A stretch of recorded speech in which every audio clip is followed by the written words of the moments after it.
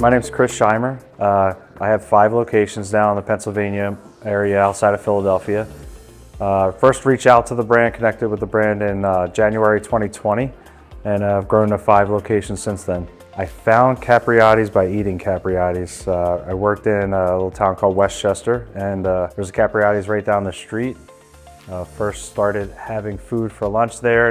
At the time, didn't even know they had hot food. I thought the Bobby was the only thing they made. Grew to love the food, and it was good finally exploring the full menu and everything that the brand had to offer. The franchise concept was not something that I'd previously considered. I was kind of tired of what I was doing and looking for a change. I didn't have any food background at all, so the idea of a franchise with a support team was something that made sense to me. I like the idea of being able to be an owner of something my own boss, but still have the support of a larger organization to really help me through it.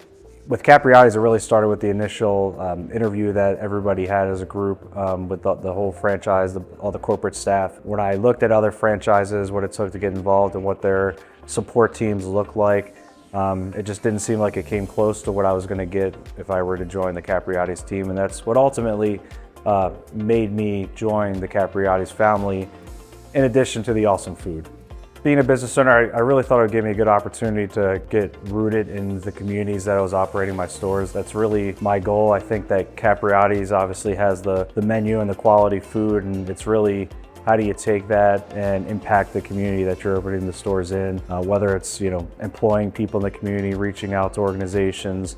I do a lot of work with the YMCA near some of my locations, so really being able to take a brand that's somewhat known in Pennsylvania, started in Delaware, so there are a lot of Delaware transplants. Really being able to grow the brand with a community-rooted kind of mindset. I think that the big thing with Capriotti's is that they talk the talk when we talk about family.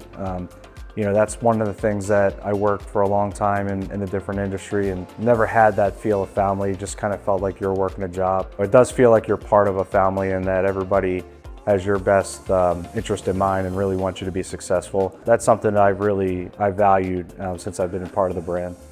I think the best part of it is that you can start with a vision and then you can be flexible to make it suit what you're looking for as things change in life. So I spent 4 weeks in Las Vegas training before I opened a store, and I think the training department is vital, and I learned a lot of information and a lot about store operations in those 4 weeks. I couldn't say enough good things about what the training department does here. Not having any food industry background at all, without the training team and the support they provide, and especially the support with boots on the ground for new store openings, it would have been much different openings for my first couple stores. They have a certain way to be able to communicate to people that they're training, which I've tried to learn. The training's a little bit of an art form and a science. So I do think, and the real estate team, up front with site selection and then working through the lease process. Leases almost look like a different language sometimes. So that would have been pretty overwhelming without having the real estate folks really leaning in on that, using